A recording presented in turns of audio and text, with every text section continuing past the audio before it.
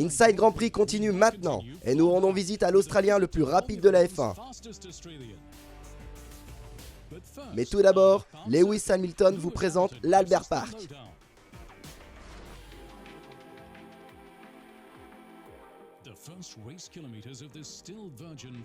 Voilà les premiers kilomètres de course de cette nouvelle saison de F1.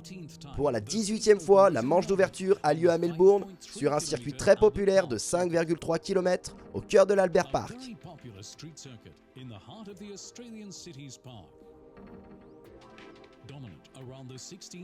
L'an dernier, c'est Nico Rosberg qui s'est montré dominateur dans les 58 tours de ce circuit de 16 virages.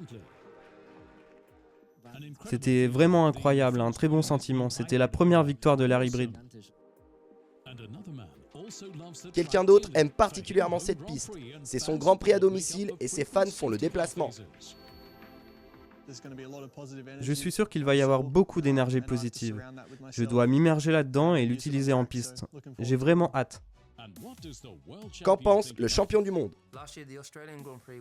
L'an dernier, le Grand Prix d'Australie était vraiment une course décevante pour moi parce que c'était la première de la saison et j'ai abandonné. Mais ça m'a rendu encore plus fort. J'ai surmonté cette déception, ça m'a motivé à me battre.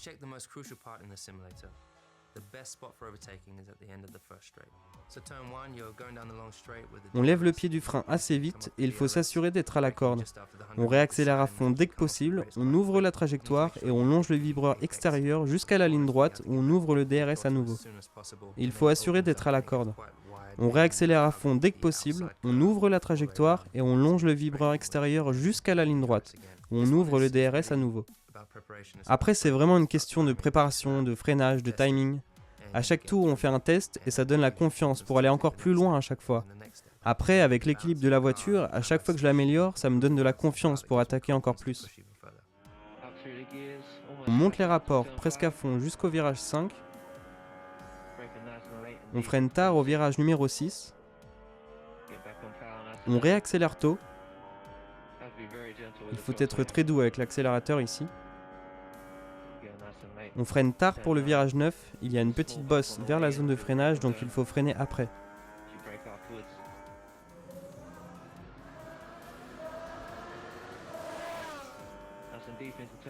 On plonge dans le virage 13, on réaccélère en essayant de conserver de la vitesse.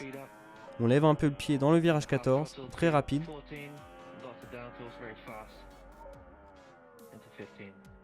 Jusqu'au virage numéro 15, serré, où on bloque généralement le pneu avant gauche. On arrive au virage numéro 16 et après on est à fond jusqu'à la zone DRS. Et voilà, c'était un tour de Melbourne. L'Albert Park, c'est une des meilleures courses de l'année. C'est un circuit génial, les virages sont variés et il y a de bonnes opportunités de dépassement. Croisez les doigts pour nous.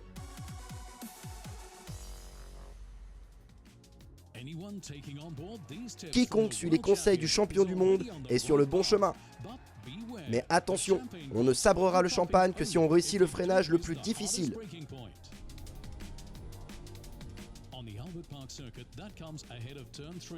Avant le virage 3 du circuit de l'Albert Park, les pilotes doivent ralentir de 222 km/h sur 122 mètres en 2,64 secondes. Ça produit 2080 kW d'énergie. Le pilote subit une force de 4,6 G et doit appliquer pas moins de 140 kg sur la pédale de frein.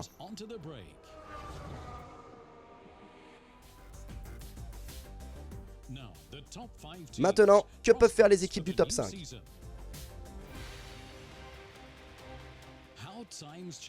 Et oui, les temps changent. Avant, les présentations des nouvelles voitures étaient vraiment spectaculaires. Les équipes de F1 invitaient des stars, des journalistes internationaux et organisaient une grande fête. On ne se privait de rien pour donner une bonne image de la voiture.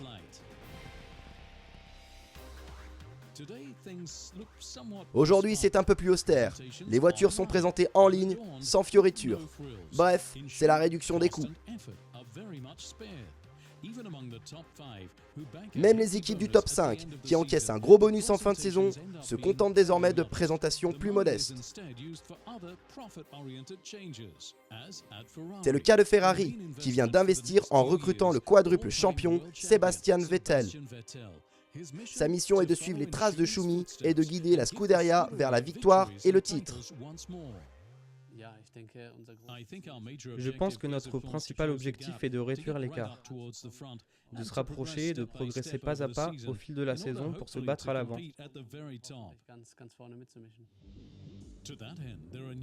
Pour cela, on retrouve de nouveaux visages au poste clé de l'équipe. En essai, la voiture avait l'air meilleure et plus fiable. C'est une réelle amélioration. On dirait bien que Vettel va se battre pour la victoire à nouveau. En revanche, les chances de succès d'Alonso sont discutables. L'an dernier, McLaren n'a pas fait bonne impression. L'équipe entame un nouveau partenariat avec Honda cette saison, qui, avec Alonso, est censé garantir le succès. Mais en essai, la voiture a été une catastrophe, avec de nombreux problèmes de fiabilité. La voiture est trop lourde. Alonso a perdu du poids et a eu un accident. Il s'est retrouvé à l'hôpital et va même manquer la course de Melbourne. Malgré tout, l'équipe veut se battre. Nous allons continuer à développer la voiture. Nous savons où nous allons, au moins sur le court terme, et nous voulons continuer le développement. Mais c'est le début d'une nouvelle ère. Le potentiel est énorme et pour les années à venir, nous voulons rencontrer le succès. Comme chez Ferrari, les deux pilotes sont champions du monde. Jenson Button et Fernando Alonso, duo d'expérience, de savoir-faire et de confiance en soi. Mais il manque la confiance en la voiture. Il pourrait bien sortir du top 5. Cependant, cela se présente bien mieux chez Red Bull. En essai, la RB11 camouflée s'est montrée constante, comme Daniil Kvyat, le petit nouveau de l'équipe. Les chronos étaient dans le top 5 pour la plupart. Renault affirme que son moteur a entre 30 et 40 chevaux de plus. Si c'est le cas, Red Bull pourrait même menacer Mercedes. Tout d'abord, ils doivent se défendre contre Williams. L'an dernier, ils étaient 3e avec la performante FW36.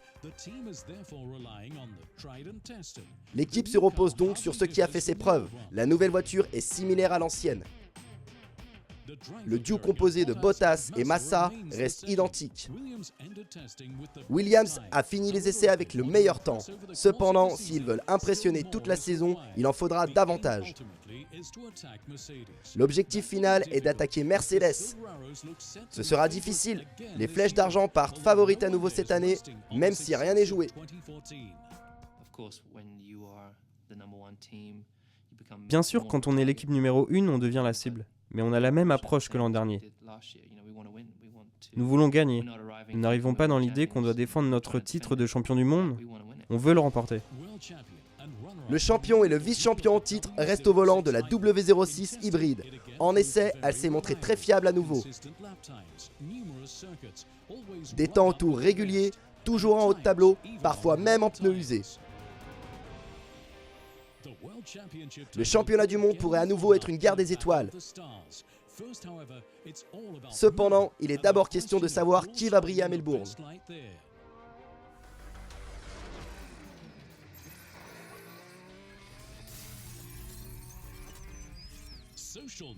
Les stars révèlent leur vie privée sur les réseaux sociaux, c'est la mode.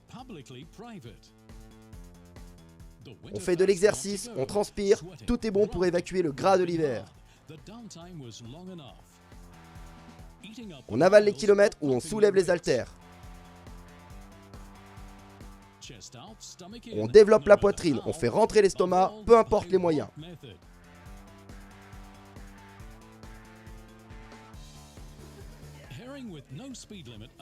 Il n'y a pas de limitation de vitesse dans le couloir, Lewis Hamilton en profite.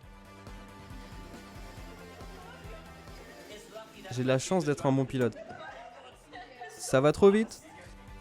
Son coéquipier Rosberg est dans son propre simulateur de force G, sans torticolis. Pour mener l'équipe, c'est ce qu'il a décidé de faire cet hiver. Avec le chien Belay, ça marche déjà bien. Bon, assez bien.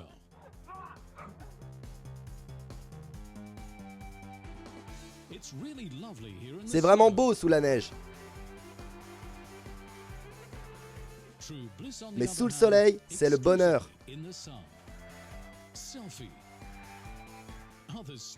D'autres restent à la maison et se divertissent à Monaco. Tir au pigeon pour Bottas, ce que le Finlandais vise ne lui échappe que rarement. Tandis que Ricciardo devient champion de bière pong et en ressent les effets. Voici le plus travailleur, le pilote Pascal Wehrlein, qui a piloté pour Mercedes et Force India dans la même journée d'essai.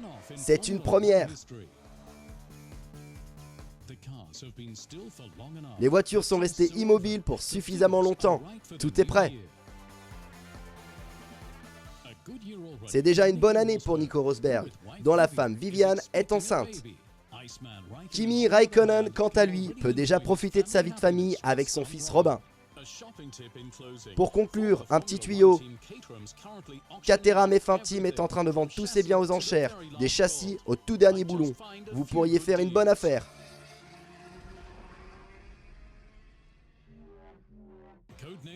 Nom de code Honey Badger.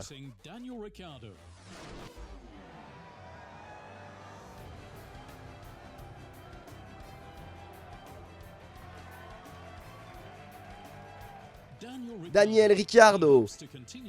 Il espère continuer sur sa lancée et ses succès de 2014.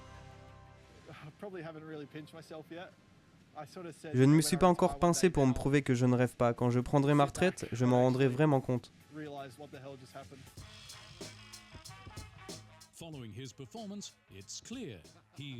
Une future star.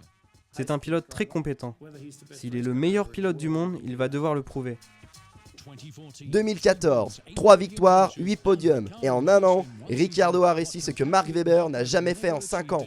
Dominer le quadruple champion du monde Vettel. Avec pas moins de 71 points d'avance.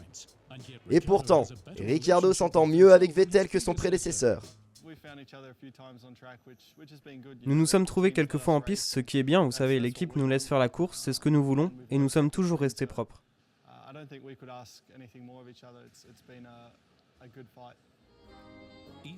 Même sans planche de surf, le natif de Perth paraît décontracté et sincère. Il émet de bonnes ondes, un Australien typique. Son sourire est contagieux. Daniel Ricciardo, c'est un gars joyeux, souriant, enjoué.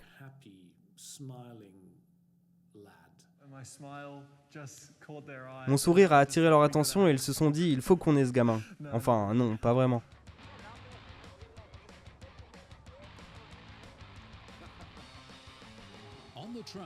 Sur la piste, il monte les crocs. Il est intrépide, agressif et sans pitié. Rien de surprenant, vu l'idole qu'il arbore sur son casque, un blaireau. Le blaireau, je l'ai sur mon casque. Il est réputé comme l'un des animaux les plus courageux. Si on regarde des photos, ça a l'air mignon, gentil, on a envie de le câliner. Mais quand il veut quelque chose ou si quelqu'un empiète sur son territoire, il devient un peu sauvage. Il chasserait n'importe quoi, même des pitons. Il change très rapidement, mais il a bon fond.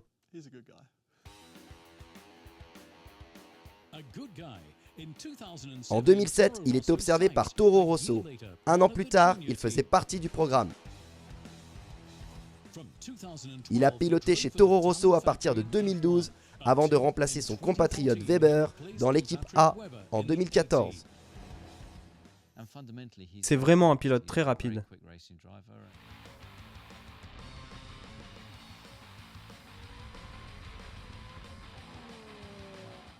L'intersaison, le moment de décompresser. C'est toujours agréable d'être à la maison, surtout après une bonne saison, et de savoir qu'on peut se contenter de passer du temps avec ses amis et sa famille. Nouvelle saison, nouveau rôle. Ricciardo doit désormais apprendre à connaître son nouveau coéquipier, Daniil Kvyat, et lui montrer qui est le patron. Après Ricciardo et son prédécesseur Vettel, le jeune russe est le 3e promu chez Red Bull.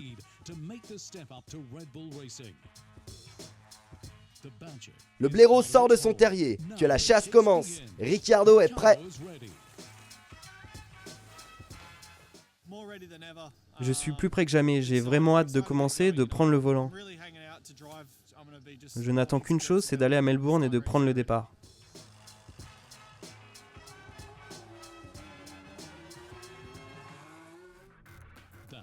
C'est la fin d'Inside Grand Prix spécial Melbourne. Pour la prochaine émission, nous irons en Malaisie avec les équipes. Merci à vous de nous avoir suivis.